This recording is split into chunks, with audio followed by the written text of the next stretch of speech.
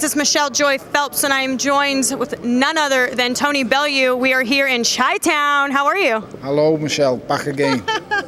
I have been waiting very patiently to do this interview with you. Okay. You're the man of the hour, I see. Oh, no, it's not about me. This event is all about Gav McDonald becoming a world champion and guys like Jarrell Miller getting out there. And, you know, there's so many good fights on this bill that I'm looking forward to. Although I'm supporting Gav McDonald, I'm a bit of a fan getting ready for Saturday. So really good fights. Jesse Vargas de Lome is a really good fight. And like I say, it's a stacked card. So let's talk about the comparisons, UK versus US. This is obviously DAZN USA, Matchroom USA's launch.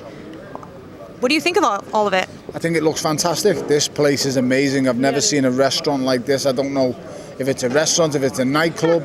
I don't know what it is, but it looks amazing. Next time I come to Chicago, I will definitely be coming here. The food's great. Yeah. Well, I've been able to taste. I've been on a diet for 7-8 weeks now. I've still got another 5 to go. So the food was a no-no for me. Looking at the holographics, everything looks fantastic. The setup, it just looks really, really good. So, listen, it's what you'd expect. Matchroom now in connection with DAZN. You come to expect this of Matchroom. Big bills. Everything looks fantastic. We just need the fight fans and the fighters to live up to the event on Saturday night. Right, basically. Just the other day, we wrapped up the final tour for Wilder versus Fury. Did you get a chance to check it out? I haven't seen any of it. My coach showed me a couple of little clips on the stage of a big ruckus, and that was really all I've seen. So I've stayed off social media, as you've seen the last few days, the last week or so, and I haven't seen it, but I'm told it's been going great. So fair play to them and good luck to them. What do you think of that matchup? Yeah, I think it's a really good matchup. You know, I think it's very risky for Tyson doing this after such a long layoff, and I know he's had 2 comeback fights, but they weren't, let's be totally honest, they weren't fights, they were exhibitions. And you can't just jump in back in at a level with someone like a Deontay Wilder who's very active, who's very, very dangerous, and is somebody who fights off speed and reflexes, and Tyson's been away for a long time. So I think it's a very, very hard fight. I hope I'm wrong. I really do. I hope Tyson wins, but you know, if I'm being honest, I just can't see it. They say a fighter is only as good as his last fight. Looking back on both of their last performances, how would you rate them? I thought Wilder showed an awful lot of things that I hadn't seen before. Heart, determination, was rocked quite badly against Ortiz, but found a way to get it done. And that's what great champions do. Great champions find a way when no one else can, and when it got really tough in there for him, he got rid of the guy. He really did, and it was a really good fight. As for Tyson, I haven't seen any of his comeback fights, to be honest. I've seen I did watch one, the first one against Safari, whatever his name is. I seen that because I was on my stag do, so I seen it while I was in a pub. So I did see that, and I just thought it was a bit ridiculous. You've got to test yourself and push yourself when you have so long out the ring. I understand your first one can be a gimme, but the second one has to be realistic. It has to be somebody who's coming to win, somebody who's throwing punches, somebody who can ask you questions, and I didn't see that in that fight. So it is what it is. But I think he's biting off more than he can chew right now. He seems really determined and really confident, and I'm not quite sure if that's just, Tyson being Tyson. As you know, he's up for the challenge. He's shown that when he went to Dusseldorf in Germany many years ago against Vladimir. I mean, don't get me wrong, it was the worst fight I've ever seen, but ultimately he got the job done. Yeah. And he can rise to the occasion. Do I think he will in this one? You have to give him a chance, but I just don't see how, Michelle. I really don't. And I really do hope I'm wrong, because I hope he wins. He's got massive cojones for taking this on, with the experience that he's got, but he's doing it, so fair play to him. And hopefully it goes down great in the US, because the sport needs to grow over this side of the pond. It really does. It's been diminished and taken away over these. Let's not forget some of the names that have came from these side of the shores. The greatest man who ever laced on gloves, Muhammad Ali, and then we go from him to people like Muhammad Ali to the likes of Mike Tyson, Evander Holyfield. These American fighters flying the flag as heavyweight champions.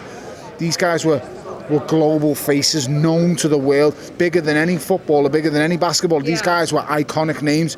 Now you've got Deontay Wilder, and not many people actually know him in the US, and it's sad. But where do you think? Why do you think that is? Because do you think? Sport's been diminished and taken away, chipped away at bit by bit, and it's become now so much. Floyd Mayweather, for as great as he is, he actually done so much harm for boxing, because he's shown the sport in a regard that it just wasn't good for the future. There was no future in what he done. You know, with the money, the women, the girls, there's no real longevity and future. It was just about for him. Whereas the likes of Mike Tyson, Evander Holyfield, Muhammad Ali, they were for the people. You know, them people were delivering on a multi-fight basis, on a regular basis, all the time, back to back. And now the sport used to be, I would honestly say in America, okay, it's always been the NFL and the NBA. They're always going to be major sports, but boxing was there. It was in them top three. The faces were known, the names were there, and that's just diminished over time. And that's diminished because of things like the stories are not getting out about the fighters.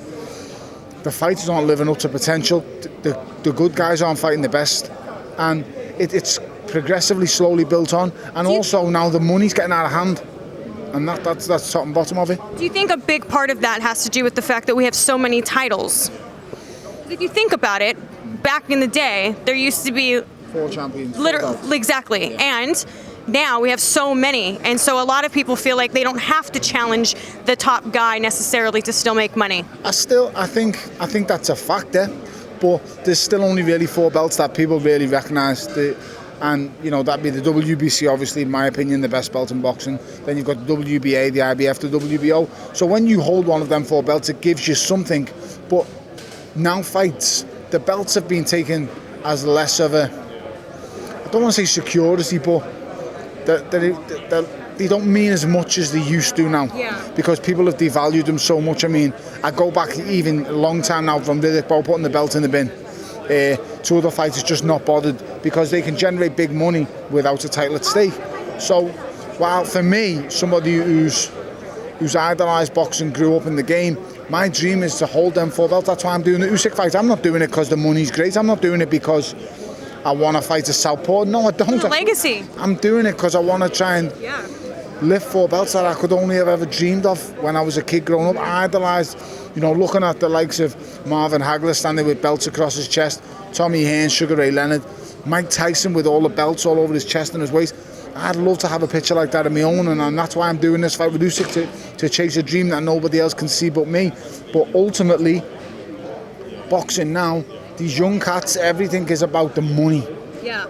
And you've got to look past that and say, I want to create a legacy. I want to be great. I feel like we live in what I like to call the microwave generation, where they want to put something in, and within seconds or minutes, they want to have something created and made. Right, it's not possible, but we live in the generation where everybody wants something instant, and they don't want to actually put in the work to see it grow and develop.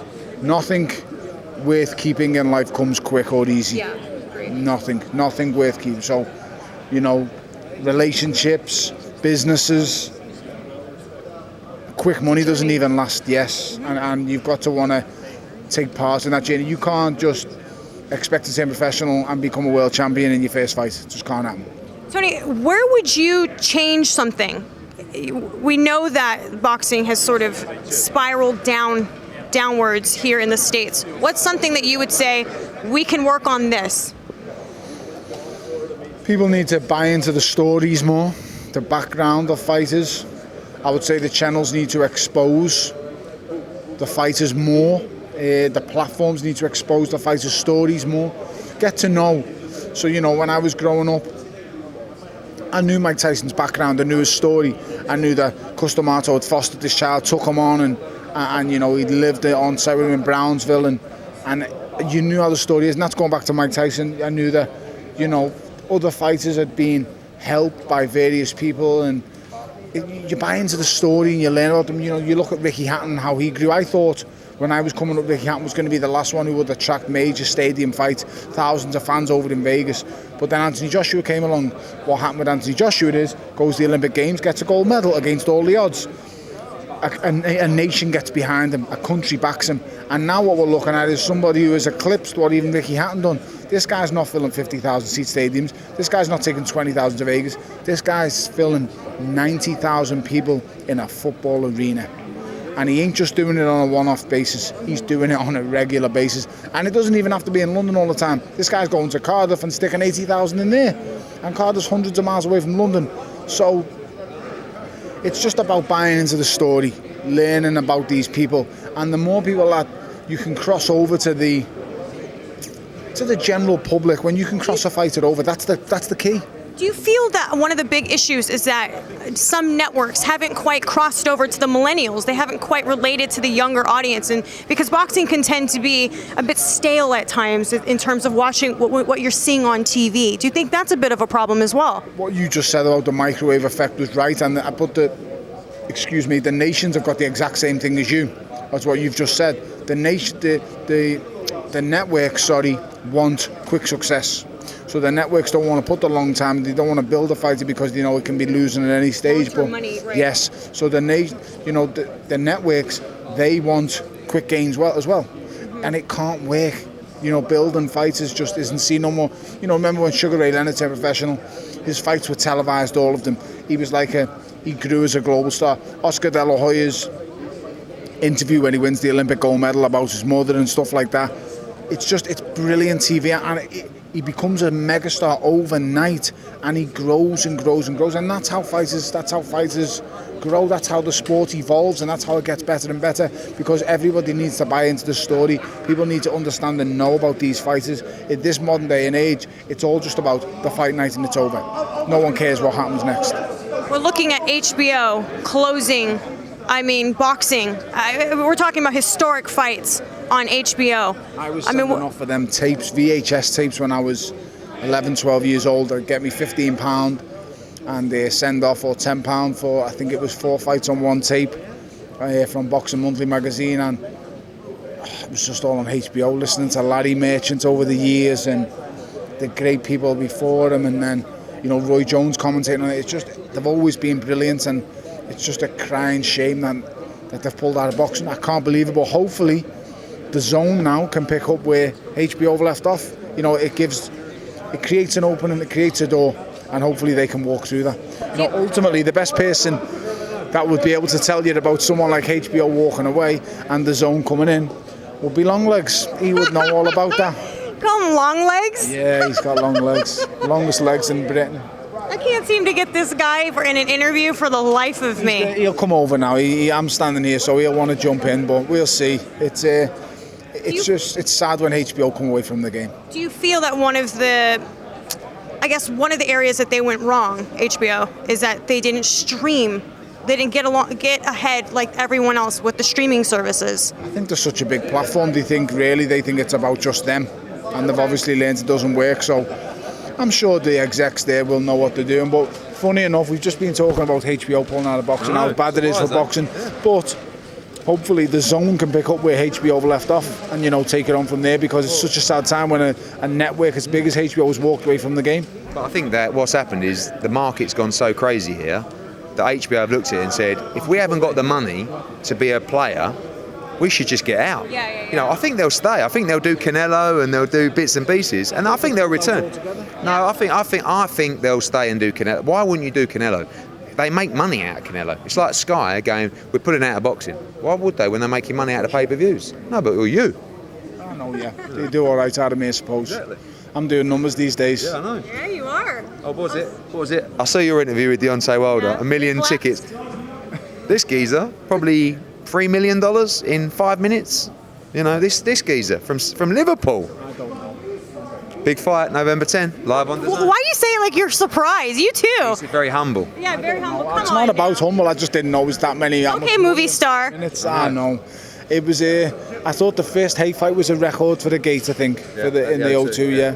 And then it'd be repeated. What's happened is, we needed Hay back then to launch him, as he was always popular, but to become a big name with the casuals, he did that in the first Hay fight. Then in the second fight, they did it again. Now he's doing it off his own back. And, when we did the Usyk fight, Tony was like, do you think, Manchester Arena, 20,000, do you think it will do? I was like, yes. We sold 18.5, 19,000 on the first day. I didn't think it was going to be as big as he said, but I believe him, so I listened to him. That's why you have people around. That's all. It's the undisputed cruiserweight fight. It's the first ever undisputed fight history of British boxing. It's one of the biggest stars in boxing against another big star in boxing. It's a great fight. Has it been sold out? It's got about 500 tickets left, if you know anyone who wants 500 tickets. But they're all like bits and pieces, so listen, it'll sell out. It's going to do great numbers on pay-per-view. It's live on DAZN, all around the world as well. All he's got to do is go and win. And it's sail off into the sunset with all those belts and say, see ya. Andre Ward keeps calling you. Yeah. Oh, man, has he? You speak to the boss. Yeah, well, I think I saw him do an article say that he wants, well, you're not fighting anymore after that. His wife will kill me. Oh my Do you know what I mean? She will. But he's a bit miserable at the moment because he's just taken off the last few pound. I said to him, do you want to do it heavyweight? He went, no, I want every one of those belts. Sacrifice, the sacrifice. Usyk and Bellew won't be eating a lot for the next couple of weeks, and then He'll be eating a lot less than me, but Yeah. he's heavier than me. Yeah. But we'll see. All going to matter. It all comes down to November the 10th. Who can deliver the goods on the night? I was going to say, I asked Tony about the antics of Deontay Wilder and Tyson Fury. He didn't get to see, he hasn't seen it. I've been on social media all week. Listen, it was. You've seen it all? Yeah, it was very. I mean, look, it's entertainment, isn't it? So we know they like each other. We know they talk on the phone. They're laughing backstage. But when you get on the stage, it's your duty to perform. If you're a clown, or I don't mean that disrespectfully, but that's what they're there to do. So yeah, it was fake. Yeah, it was. I think it was fake. Of course it. Yeah. The Los Angeles one, I'll admit. No, but that was like what happened there is they're both playing up, right? When you got two big guys, the second one, the third one. it was no, it was London, New York, and LA, but London wasn't open to the public. They little like showed me a thing where he got up and he said, "That's Shadowbox." Oh, that was New York. Yeah. Nah, I seen that and I just thought, what's going on here? I think yeah, that was all jest. But like, what happens is when you got two big guys playing up like that, everyone else, like, I mean, did you see Shelley Finkel go over? I mean, Did you see the little security guard? There was one little security guard in front of Tyson. He must have been my size, and he was like this, as if it meant anything. when people are pushing around that size, yeah, it only takes someone to, and then everyone's. I mean, Warren was like that. So it was like, but when you're going backwards and forwards, so yeah. But look, it's gonna make people who don't follow the sport go, wow, two heavyweights rolling around. The beef is real. So listen, I've done it before. I'm not saying that it's terrible and that they've put this show on. It's building a fight. So. Well, look, congratulations to your launch here in the U.S. It's amazing, isn't it? You look at the holographics in the background. That looks fantastic. Very impressive. It's what you come to expect dealing with someone like Matchroom. Things are done properly. The events are big. The numbers are big. The fighters are big. Everything is big when it comes to Matchroom. Just look at all our shows. Every show that you see, show me where it's not done properly. Even as little things down to weigh-ins and press conferences. This is only a presser, and it looks like some kind of, I don't know, it just looks unbelievable. It really does. I turned up and I seen the holographics and I thought, wow. I think it's time we made Tony Bellew a shareholder in Matchroom, you know what I mean? What do you reckon? Well, you already know once you retire, He's got a job. you're not really retiring, you're still going to be here. Yeah. My plan is to disappear. I've had a great time with boxing. Boxing's been very good to me, but if I don't walk away and become a normal person, then I'm going to explode. Or implode, shall we say. So I've been very fortunate. I was very fortunate to come across him when I did, because if I didn't, God knows where I'd have been in life. Because when I met him, I never had a pot to piss in. I was going through a horrible time in court. I had no fights planned, and that's where I was when I met him. And I met him in a Nando's, broke. I know everybody thought, something about you fought for the world title, then he must have money. I was broke. And I believed in a gamble, and I believed in a dream that no one else could see but me. And even he didn't think that I would go on to do the things I've done. Only I believed I could get there in the end, and he's backed me all the way. So I'm very fortunate to have that. But all good things must come to an end, and fingers crossed on November the 10th, I get on my horse with 4 belts and I'm off. And you're 5 off. with a ring meg. Yeah, wow, that's some belt down. That's the dream. That's the dream that no one else can see but me. So fingers crossed it gets done, and it will be very nice to do it. Yeah. I love boxing. I'm very grateful and very happy for what I've done, him especially. But you have to have an exit strategy, because this game does not suffer fools, and it does not play nice with people who overstay the welcome. I've seen it too many times. I will not be one of them bitter fighters. You're too smart. You don't want to let this go either, because you need it to commentate and continue to do what you need to do. I don't need to do that. I don't need to do that. I don't need to answer to people to tell me you better be there at 6 o'clock on Saturday night. I haven't given 20 years of getting punched in the face to have some guy behind the camera say, you get yourself there on Saturday night. That was never part of the plan. The plan was to be finished and done, have 10 houses and have a boss life and go on holiday when you feel like. That was the plan, and I've achieved that and a lot more. So I'm very happy, I'm very satisfied. All I have to do now is beat this crazy Russian, Ukrainian, whatever you want to call him. Have you seen the photos of him with Vasily? Have you seen the one where he's sort of like looking, or he's kind of looking up, and everyone's like, he looks like a serial killer? He's not all there, let's be honest, but listen, neither am I. It's quite hard to dislike. Hilarious, though. Like, even in the head-to-head, he's like... Yeah, he's strange, he's a bit strange, but listen, I'm strange. Yeah. We've all got a bit of... The only sane ones out of all of us who are fighting it is him, sitting behind the desk watching. Are you sure about that? Oh, he's sane, he's clever, he's an intelligent person, but the crazy ones are the ones getting punched. That's what you'd have to understand. So we have got to screw loose. Boxing is the only sport in the world where even when you win, you still lose a bit of yourself. And you have to always take that into consideration when you're planning your next move ahead, when you're fighting, that's why you'd have to have an extra strategy and plan all the time. I've got mine, I've had it for a number of years. I told him about it years ago. It's coming to fruition on November the 10th. Well, I'm really excited for that one. I'm definitely hoping to be there. Last but not least, I need to ask you, what is the status for October the 20th? Do we still have a fight with Saunders and Andrade? Well, you have a fight. We've signed the number 2, Walter Katon Dokwa, who is 19-0, 18 knockouts. Well with that name. I know. It's hard for me to say it as well. He's the next in line. So we spoke to the WBO, who said that if the commission do not license Billy Joe, he'll be stripped, and then we will have that fight. So I don't know. They will rule on October the 9th. Billy Joe will put his case forward.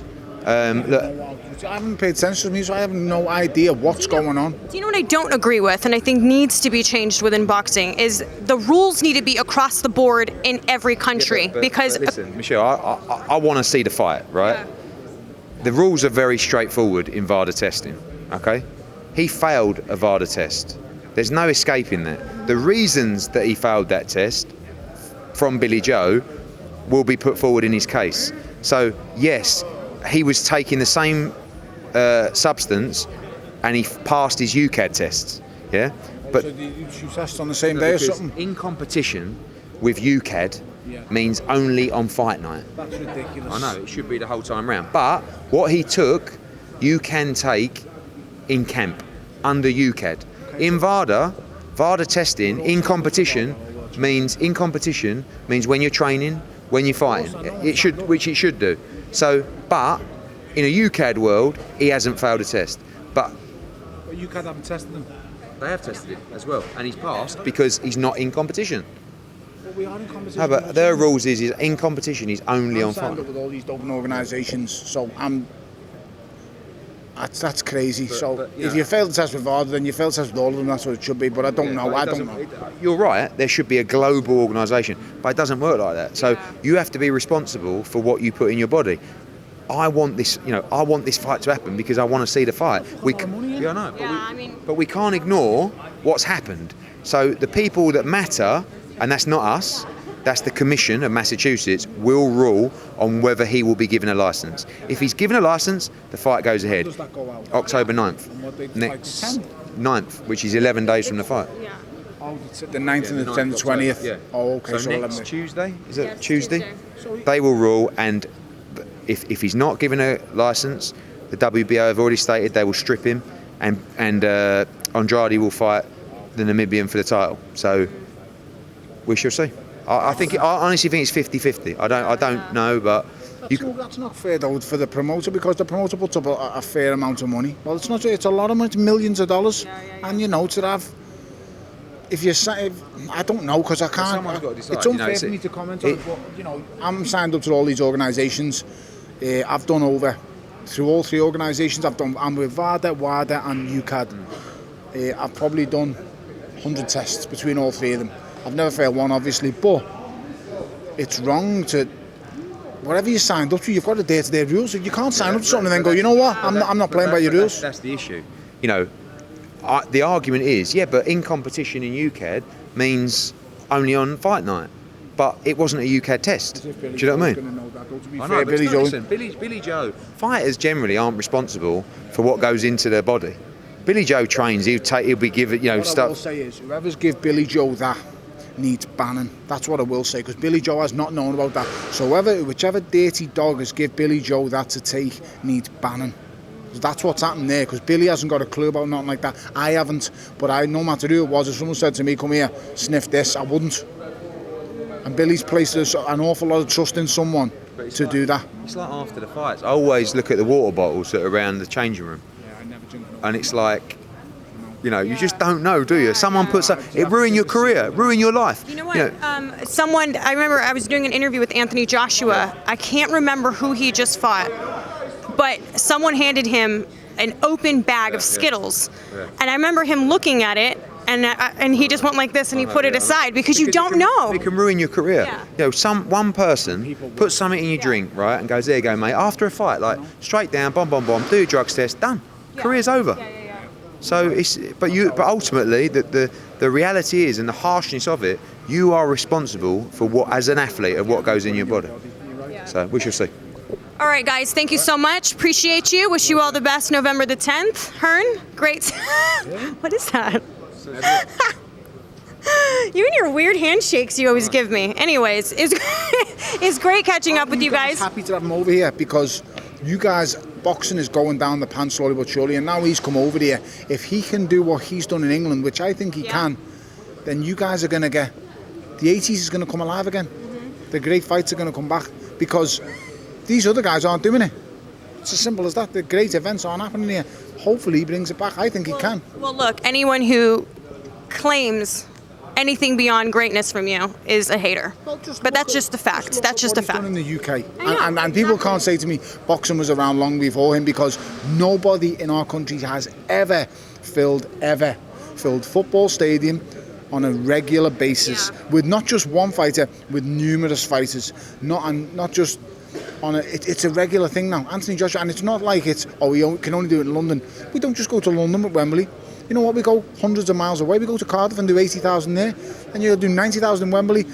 I mean, how great must it be when the O2, which holds 20,000 people, is not big enough anymore? You know what? I remember when I first came over, I think it was, 5.5 years ago to England, seeing where you were then to now. I mean, don't get me wrong, you were still doing great then, but to now is just... Probably a bit better looking then. I remember watching him, and I know you'll want to kill me after this, but I remember watching him on the Audley and Hay thing. It was many years ago, and I remember thinking, no, it isn't. I remember watching him and thinking, what a twat. No, I was thinking, mate, he is a good salesman, and then you slowly see it progress, and then I remember when I came on board, I knew he had the vision and could see it, but you've just take on to context what I've just said. We go to football stadiums on a regular basis and fill them in. Not like one-off. Anyone can do it on a one-off. You get a big enough fight, it sells itself. It's when you're filling 80,000 people into the Millennium Stadium or the Principality Stadium in Cardiff, and you're fighting Carlos Takam. Mate, come on. Last-minute replacement at that. And you get and 80,000 people are turning up. That's when something's been grown. And yes, Anthony Joshua is the part of that, and he's the one who did. But ultimately, when I first got with Anthony Joshua weren't filling the O2 on his own. When I fought on his undercard for the European title, he fought Dylan White. The O2, that was his breakout number, the big box office fight. But from there, he's gone on and grew, and that's because he's delivered. But he's delivered also, and that comes from a team, and it takes a team to grow, and that's what boxing in this country misses now. There is no teams no more. It's not just Don King versus Bob Arum. You've now got Golden Boy, Don King, Arum. Eddie's over here now. There's so many fighting, and the market's become so diluted that we've missed the quality in the class. I believe he'll bring it back. I never want to go, Bellew's kissing Eddie Hearn's ass. No, he's not. He's just I'm telling him a lot, as well as I'm telling him facts. So I've got a problem with his finger, right? When he beat David Hay for the second time, because he mugged me off in the first one.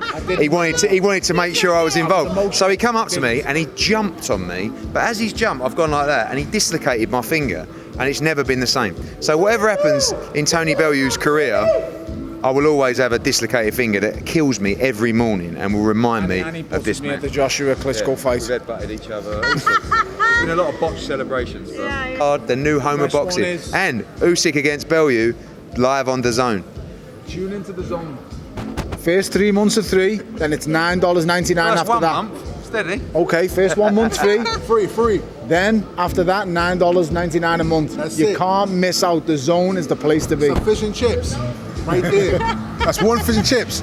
You get mad fights. Tony Bellew. Talking with this brother. Let's go. Almost there. Almost there. All right, guys, thank you so much. Appreciate it. Thank you. Bye, Fight fans.